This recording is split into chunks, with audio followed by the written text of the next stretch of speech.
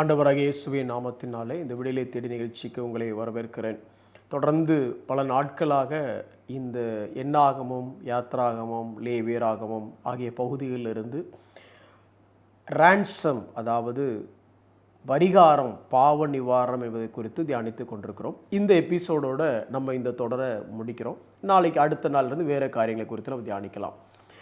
இந்த கடைசியாக வேதத்தில் மிக முக்கியமான ஒரு சத்தியம், அதாவது லேவியராகமத்திலிருந்து, லேவியராகமம் 16வது அதிகாரத்திலிருந்து இந்த பாவ நிவாரண பலி என்பதை இந்த குறைந்த நேரத்தில் உங்களுக்கு புரிகிற மாதிரி அவரோட முக்கியத்துவத்தை சொல்லலாம் அப்படின்னு ஆசைப்படுகிறேன்.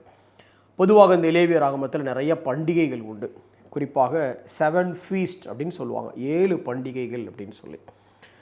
பஸ்கா பண்டிகை, புளிப்பில்லா அப்ப பண்டிகை, முதற் பலனாகிய பண்டிகை, பெந்தேகொஸ்தே பண்டிகை, எக்கால பண்டிகை, இந்த பாவ நிவாரண பலி, அந்த பாவ நிவாரண நாள், இன்னொன்று கூடார பண்டிகை. இதில் மிக முக்கியமானது இந்த டே ஆஃப் அட்டோன்மெண்ட் அல்லது இது பாவ நிவாரண நாள். இதை வருஷம் தோறும், அதாவது ஒன்ஸ் இன் a year 7வது மாதம் 10வது தேதியில் இதை செய்வாங்க. முழு தேசமும் அன்னைக்கு ஏறக்குறைய உபவாசத்தில் இருப்பாங்க. இது டே ஆஃப் ரிப்பென்டன்ஸ், அதாவது மனம் வருந்தக்கூடிய நாளாக இதை அனுசரிக்கிறாங்க. திருப்பியும் சொல்கிறேன், வருஷத்துக்கு ஒரு நாள் 7வது மாதம் 10ஆம் தேதி முழு தேசமும் உபவாசமாக இருக்கும். இதை மனம் திருந்த, அல்லது மனம் வருந்தன் மட்டும் சொல்லக்கூடாது, மனம் திருந்த, ரிப்பென்டன்ஸ், மனம் திரும்பக்கூடிய ஒரு நாளாக அவங்க எடுத்து செய்கிறாங்க. இது என்ன, இதனுடைய எதுக்கு இதை செய்கிறாங்க அப்படின்னா, தேவனே எங்களை நீர் ஏற்றுக்கொண்டது, அதாவது எங்களுடைய ஆராதனையை நீர் ஏற்றுக்கொண்டது எங்களால் அல்ல, எங்களுடைய கிரியைகளினால் அல்ல, இரத்தத்தினாலே. இதான் concept. Accepting of their worship depended upon the blood. எங்களை நீர் ஏற்றுக்கொண்டது நாங்கள் நல்லவங்களாக இருக்கிறோங்கிறதுனால அல்ல, நாங்கள் என்ன செய்கிறோங்கிறதுனால அல்ல, எங்களுக்காக சிந்தப்படுகிற இந்த ஆட்டினுடைய இரத்தத்தினாலே அப்படிங்கிற காரியத்தை இந்த ஜனங்கள் மத்தியில் அதை திணிப்பதற்காக, உணரச் செய்வதற்காக செய்யப்படுகிற ஒரு நாள் தான் இந்த பாவ நிவாரண பலி செலுத்துகிற அந்த நாள். இது இன்னைக்கு நமக்கும் 100% அப்படியே பொருந்தும். ஏன்னா நாம் கிறிஸ்து நிஜம், இந்த பாவ நிவாரண பலியெல்லாம் நிழல் என்பதை அறிந்தவங்களாக இருக்கிறோம். பல நாட்கள் அதை படிச்சிட்டோம். இன்றைக்கும் நம்மை அல்லது நம்முடைய ஆராதனையை தேவன் ஏற்றுக்கொள்வதற்கு அடிப்படை தகுதி என்ன அப்படின்னா, உங்கள் திறமையோ என் திறமையோ, இல்லை உங்களுக்கு கொடுக்கப்பட்ட கிருபையோ இல்லை எனக்கு கொடுக்கப்பட்ட கிருபையோ, இல்லை உங்களுடைய அறிவோ என்னுடைய அறிவோ, இல்லை உங்களுடைய பின்னணியோ என்னுடைய பின்னணியோ, இல்லை நம்முடைய மதமோ மார்க்கமோ காரணம் கிடையாது. அடிப்படை எதன் அடிப்படையில் என்றால், சிலுவையில் கிறிஸ்து சிந்திய இரத்தத்தின் அடிப்படையிலேயே உங்களையும் உங்களுடைய காணிக்கையும் தேவன் ஏற்றுக்கொள்கிறார். நல்லா கவனித்து பார்த்தீங்களா? காணிக்கை என்று வரும் பொழுது, ஆராதனை என்பது நாம் தேவனுக்கு செலுத்தக்கூடிய ஒரு காரியம், கரெக்டாக? அப்படி வரும் பொழுது ஆபேலையும் அவன் காணிக்கையும் தான் இருக்கிறதே தவிர, காணிக்கையையும் ஆபேலையும் என்பதில்ல, காணிக்கையையும் காயினையும் என்று அல்ல. முதல்ல உங்களை ஏற்றுக்கணும், அதுக்கப்புறம் தான் உங்களுடைய ஆராதனையை ஏற்றுக்கணும். அங்கேயும் காணிக்கையை செலுத்துறத வர்ஷிப் இருந்தால் கொண்டு வராங்க. சரி, இப்போ நம்மளை தேவன் எப்படி ஏற்றுக்கொண்டிருக்கிறார், நம்மளுடைய ஆராதனையை எப்படி தேவன் ஏற்றுக்கொள்கிறார் என்றால், இந்த இரத்தத்தினாலே மாத்திரமே அன்றி நாம் செய்கிற முறைமையினாலே தேவன் நம்மை ஏற்றுக்கொள்ளவில்லை. ஒவ்வொருத்தருக்கும் ஒவ்வொரு கன்விக்ஷன்ஸ் இருக்கும். நீங்கள் உங்கள் முறைமைகள் நிறைய இருக்கலாம், நல்லது தவறுன்னு சொல்லலை. ஆனால் முறைமைகளால் தேவனை நிச்சயமாக ஏற்றுக்கொள்ள வைக்க முடியாது. இரத்தத்தினால் மட்டுமே தேவன் உங்களை ஏற்றுக்கொள்ள முடியும். சரி, இந்த லேவியராகமம் 16வது அதிகாரத்தில் என்ன நடக்குது? ரொம்ப சிம்பிளாக சொல்லப்போனால் 2 ஆடை கூட்டு வராங்க. இதன் வழியாக பிரதான ஆசிரியர் நடந்து போய் அந்த ஊரிம் தும்னி மூலமாக 2 ஆடையும் ஒவ்வொரு காரியத்துக்காக பிரிச்செடுக்கிறார். ஒரு ஆட்டுடைய கொம்பில் ஒரு சிகப்பு நூலை கட்டுறார், சிகப்பு துணியை கட்டுறாரு. இன்னொரு ஆடை கழுத்தில் சிகப்பு நூலை கட்டுறாங்க. இந்த கழுத்தில் கட்டப்பட்ட அந்த ஆடை என்ன பண்ணுறாங்க அப்படின்னா, அதை பலியிடுறாங்க. அதை பலியிடுவதற்கு முன்பதாக ஆசாரியன் ஒரு காளையை எடுத்து தன்னை பரிசுத்தப்படுத்தும்படியாக, பிரதான ஆசாரியன் தன்னை பரிசுத்தப்படுத்தும்படியாக ஒரு பலியை அங்கே இடுறார்.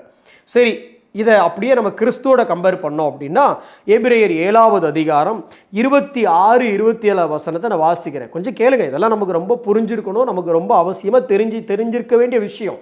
26, 27 பரிசுத்தரும் குற்றமற்றவரும் மாசு இல்லாதவரும் பாவிகளுக்கு விலகினவரும் வானங்களில் உயர்ந்தவருமாயிருக்கிற இவ்விதமான பிரதான ஆசாரியரே நமக்கு ஏற்றவராயிருக்கிறார்.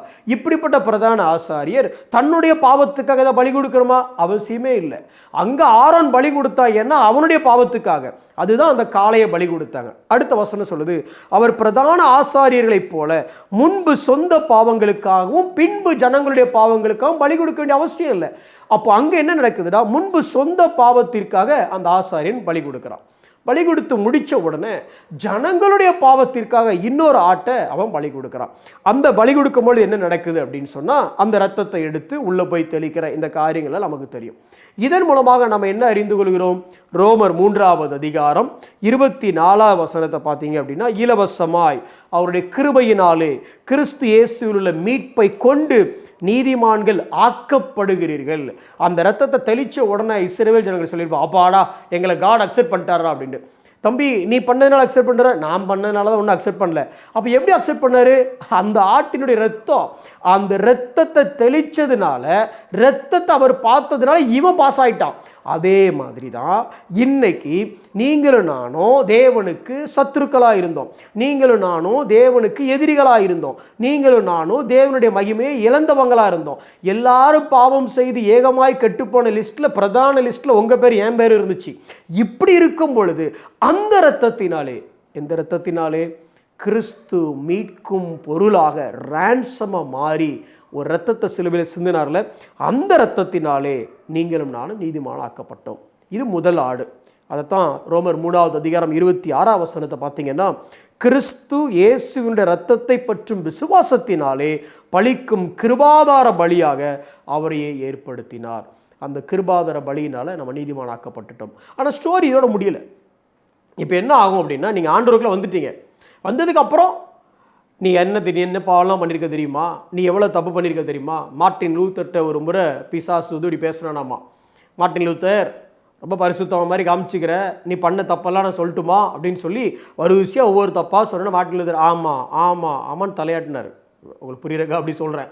அப்படி எழுதி முடிச்சுட்டு, இதெல்லாம் ஓன் பாவம் தானே மார்ட்டின் லூத்தர், அப்புறம் என்ன பெருசாக நீ தேவ பிள்ளைன்னு சொல்கிற அப்படின்னா, மார்ட்டின் லூத்தர் சொன்னாரம்மா, கடைசி அதுக்கு கீழே இன்னொரு வரியை எழுதிக்கோ, நீ எழுதின லிஸ்ட்லாம் கரெக்டு, இன்னும் ஒரு வரி எழுதிக்கோ, என்ன? கிறிஸ்துவின் ரத்தம் இந்த எல்லா பாவத்தையும் சுத்திகரிச்சிட்டுன்னு எழுதிக்கோ அப்படிங்கிற. அப்போ என்ன அர்த்தம் அப்படின்னா, நாம் நினைக்கிறோம் இந்த பாவத்தை அவர் மன்னித்ததோடு மாத்திரம் அல்ல, அவர் மறக்கவும் செய்தார் என்பதை உணர்ந்து கொள்ள வேண்டும். நாம் நினைக்கிறோம் மன்னிச்சிட்டாரு, ஆனால் மறந்துட்டாரான்னு தெரியாதுங்கிறோம். ஆனால் மன்னிக்கிற மாத்திரம் அல்ல, அவர் மறக்கிறவராக இருக்கிறார். அந்த படம் இங்கே எப்படி தெரியுது? இன்னொரு ஆடு இருக்குது பார்த்தீங்களா? இன்னொரு ஆட்டோட எங்கே கட்டினாங்க? கொம்புல கயிறு கட்டினாங்களா? அந்த ஆட்டை கொண்டு போய் எங்கேயுமே யாருமே தெரியாத, அல்லது அதை ரொம்ப தூரம் கொண்டு போய் கண்காணாத இடத்துல விட்டுட்டு வந்துடுறாங்க. எப்படி விட்டு வந்துடுறாங்கன்னா, அது திரும்ப வர முடியாத லெவலுக்கு ஒரு இடத்துல கொண்டு போய் விட்டுட்டு வந்துடுறாங்க. உங்களுடைய பாவத்தையும் என்னுடைய பாவத்தையும் ஆண்டவர் அப்படி தான், கடலில் விழுந்த அந்த பாரமான சுமை போல நம்மளுடைய பாவங்கள்.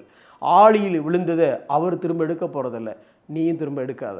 ஒருவேளை உங்களுக்கு உங்களுடைய பாவங்களை குறித்து, நீங்கள் செய்த செயல்களை குறித்து இன்னும் குற்ற உணர்ச்சி உங்களுக்குள்ளே இருந்துச்சுன்னா, இந்த ஸ்கேப் கோட் அல்லது இந்த 2வது ஆடு அசாசேல் அப்படிங்கிற இந்த ஆடை ஞாபகம் வச்சுடுங்க. இது போனது தான், இதுக்கு பேரே போக்காடு. அது போவோம் ஆனால் வராது, அது போச்சு திருப்பி வரல.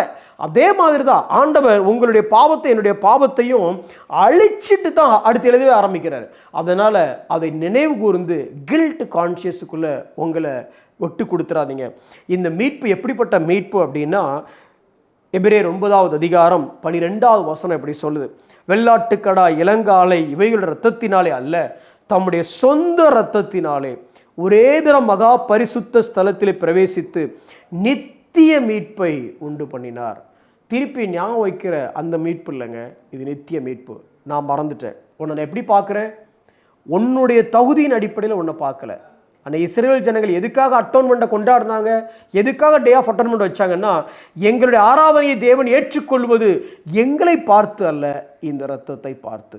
எனக்கு அருமையான சகோதரனே சகோதரியே, உன்னையும் என்னையும் தேவன் ஏற்றுக்கொள்வது, என்றும் ஏற்றுக்கொண்டு இருப்பது உங்களுடைய கிரியைகளினாலோ என்னுடைய கிரியைகளினாலோ அல்ல, உங்களுடைய திறமையினாலேயோ பக்தியினாலேயோ என்னுடைய திறமை பக்தியினாலோ அல்ல. அவர் உங்களையும் என்னையும் ஏற்றுக்கொண்டது அவருடைய இரத்தத்தினாலே. அதனால் 2 காரியத்தை புரிந்து கொள்ளுங்க. ஒன்று, எவ்வளவு தூரமாக இருந்த என்னை அவர் பழுதற்ற மாசற்ற இரத்தத்தை சிந்தி மீட்டெடுத்தார். அதனால் அவரை இன்னும் கிட்டி சேருவதே எனது நோக்கம் என்பதை தீர்மானித்துக் கொள்ளுங்கள். 2வது, என்னுடைய பழைய பாவங்கள் தடையாக இருந்தால் என் தேவன் மன்னிக்கிறவர் மாத்திரமல்ல, ஒரு ஆடு போக்காடாக போயிடுச்சு, என்னுடைய பாவங்களை அவர் மறந்து விட்டார் என்பதில் உறுதியாக இருங்கள். கில்ட் கான்சியஸ்க்கு இடம் கொடுக்காதீங்க. ரோமர் 8:33 சொல்கிறது, தேவன் தெரிந்து கொண்டவர் மேல் குற்றம் சாட்டுகிறவன் யார்? தேவனே அவர்களை நீதிமான்களாக்குகிறவர். உங்களை அவரே நீதிமான் சொல்லிட்டார், அப்புறம் என்னங்க கவலை? கண்களை மூடி நாம் ஜெபிப்போம். அன்புள்ள ஆண்டவரே, இந்த அட்டோன்மெண்ட்டுக்காக நன்றி செலுத்துகிறோம்.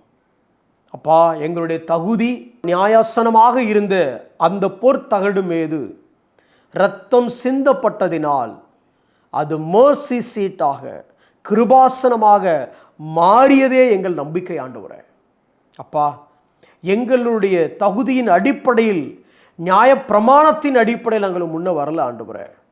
எங்களையும் எங்களுடைய ஆராதனையும் நீர் ஏற்றுக்கொள்வது, எங்களுக்காக இரத்தம் சிந்திய கிறிஸ்துவின் இரத்தத்தின் அடிப்படையிலே நீர் எங்களை ஏற்றுக்கொண்டிருக்கிறீரே, அதற்காக உமக்கு நன்றி செலுத்துகிறோம். எங்களுடைய பாவங்களை மன்னித்தது மாத்திரமல்ல, அந்த போக்காடு திரும்பி வராதது போல எங்கள் பாவத்தை நினைவுகூராத நல்ல தெய்வமே, உமக்கு உண்மையாக உமக்கு பிரியமாக உம்மை இன்னும் கிட்டி சேரக்கூடிய வாழ்க்கையை எங்களுக்கு அருளி செய்யும். இயேசுவின் நாமத்தில் பிதாவே, ஆமென்.